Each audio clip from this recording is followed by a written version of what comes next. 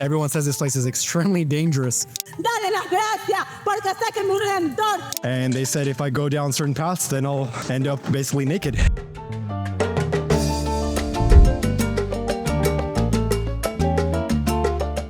I bought a flight ticket from Quito to Guayaquil for $150 and arrived after a smooth 1-hour flight. My first impressions of Guayaquil, it reminds me extremely of Rio de Janeiro in Brazil. After speaking to pretty much everyone here, and even before coming here to Guayaquil, everyone says this place is extremely dangerous because the narco-traficante violence and because the police are also getting paid off by the narcos. So there's the Colombian narcos here, there's the Mexican narcos, I'm sure there's an Ecuadorian group here as well, and pretty much everyone says don't walk around like a lone foreigner, which is exactly what I'm doing. But thus far, the city's hot and everyone's scaring the shit out of me. Alright, so upon arriving to Guayaquil, checking into my residence apparently. It was a little bit of a ghetto residence, but I didn't know any better. The price was good and it was in the center of the city. I decided to go grab some food, some quick vegan food. The food itself was delicious, but first thing I noticed is that there's police pretty much everywhere. There's a large presence of police in the center of the city, which I mean is fine, it's Latin America. Then after that, I thought to myself, okay, time to go get some tours. If you're in an unsafe city, then it's best to walk around with other people. And I went to a hostel to find if they have any particular tours available, but apparently their tour guide got sick, so for the rest of the 2 or 3 days that I'm here, I'm gonna have to go ahead and just explore everything on my own.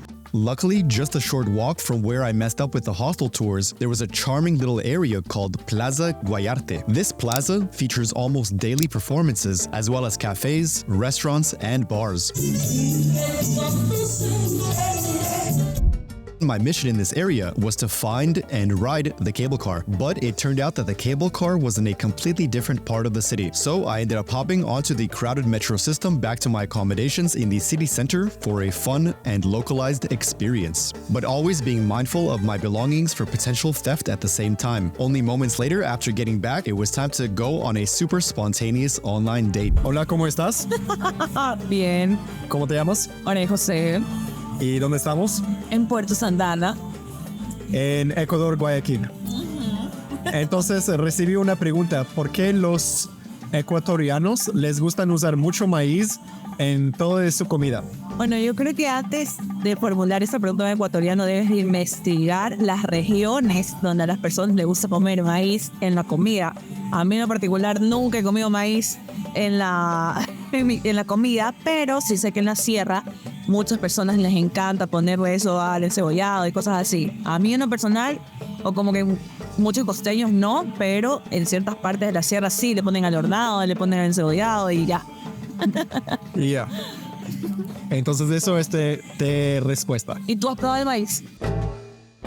All right, so in front of us, we have the Guayaquil Metropolitan Cathedral, and to the right is going to be the Iguana Park. Welcome to the Simón Bolívar Park. This was inaugurated in 1895. Let's go find some iguanas. Not only were there over 100 iguanas in the park, but they were also very docile and friendly. You can even pet them to feel their scaly skin. Next up was the Guayaquil Metropolitan Cathedral, which was completed in the 1930s. The absolute first cathedral in Guayaquil was built almost 500 years ago, up on Santa Ana Hill, but because of earthquakes and pirate attacks, it was completely destroyed. Thus, a new Metropolitan Cathedral was needed. Alright, and welcome to the Malecón 2000. The name implies that it was finished near the year 2000. It was actually finished in October 1999, and previously, it was actually under disrepair for quite some time. But then the mayor at that time in 1999 and previously decided, you know what, let's actually fix this up to make it more acceptable for walking around and safer.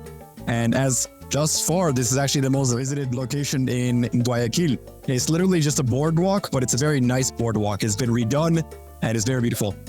And if you can see in the distance, there's a cable car, teleférico, and it goes all the way across the river. It's actually used as public transportation, not a tourist thing, but I'm going to use it as a tourist thing in a moment because I love going in these long teleférico rides around the city. And another thing, here, once again, we have the very illustrious municipal building. It's quite fancy. And to the side of it is a lighthouse, I presume, or a clock tower that has a very Arabic look to it. Because once again, the Moorish Empire conquered Spain for quite some time, and then all of their culture, all of their architectural styles were carried over into the Spanish culture eventually. So here we have Simón Bolívar and San Martín. Simón Bolívar was the liberator of Greater Colombia regions. At the time, it was called Gran Colombia, and he liberated essentially Ecuador, Colombia, and Venezuela from Spanish imperial rule because the Spanish Empire was pretty much robbing all of Latin America for their wars of aggression in Europe. Moments later, it was finally time to hop onto the cable car, or the Aerovia. All right, so over there we have the Santa Ana Hill, and beside it is the Sky Tower, apparently the tallest tower in all of Guayaquil. So this definitely has to be the highlight of Guayaquil, because you almost feel like you're on a roller coaster, or actually you do feel like you're on a roller coaster, and yet at the same time, this is public transit. So something like what they have in Medellin, Colombia, or even Bogota, Colombia, you get to fly well over the city while getting to see the rest of the city below you. After only 4 stops, the ride ends and you are forced to get off. In order to get back on, you have to get out and you have to pay once more. Thankfully, I prepaid for 4 trips at 70 cents a ride, so I was good to go. By this point, the sun was setting into the distance. The sky transitioned into a dark orange hue and the city became a silhouette with blue and yellow lights. In the middle was a giant purple circle that seemed to break the monotony of your typical city skyline. All right, so it's about 8 p.m. in the evening, and I'm just walking around the center of the city, the most dangerous part of the city probably, here in Guayaquil. Probably walked around 2 or 3 kilometers already, trying to get back to my apartment instead of just calling a taxi. So far, other than seeing garbage on fire and homeless people sleeping and people picking through trash, otherwise it's been pretty peaceful. Obviously, you feel a little bit tense because anyone can pull up on a motorcycle and tell you like, hey, give me all of your stuff. But for the most part, no issues thus far. There is an overabundance of garbage just laying around in large piles. I thought to myself, why don't they install garbage bins, like large garbage bins for the markets? But that's their own issue. The next day, it was time for even more adventure. I started with a complete vegan breakfast for just $4. I made my way around the busy downtown core, absorbing the sights and sounds. Once again, the city reminded me of Copacabana and Ipanema in Rio de Janeiro in Brazil, probably because of the heat, the busyness, the architecture, and the massive amount of sunshine. All right, good morning and good evening. Today we have 2 points of interest that we want to visit. The first one is going to be the hill of Santa Ana, and at the very top there should be a little mini chapel, mini capella. And then the second thing is going to be riding the Aerovia, the cable car again. So begins our journey. Obviously, you will go up Santa Ana Hill when you do come to Guayaquil, but keep in mind there are 467 steps to the very top. Since Guayaquil can get really hot and humid, I recommend drinking plenty of water, since this will definitely be an exercise. So apparently there's certain paths that I'm not allowed to take here going up the hill of Santa Ana. And I asked why, and they said, well, there's thieves that are waiting around certain paths. And I asked them, well, what kind of thieves are they? Are they young? Are they old? And they said, well, it's just anyone who's basically just smoking weed. So typical gangsters. And they said if I go down certain paths, then I'll end up basically naked as they end up robbing me. So if you go up Santa Ana Hill here in Guayaquil, be mindful. Not all paths are made equal.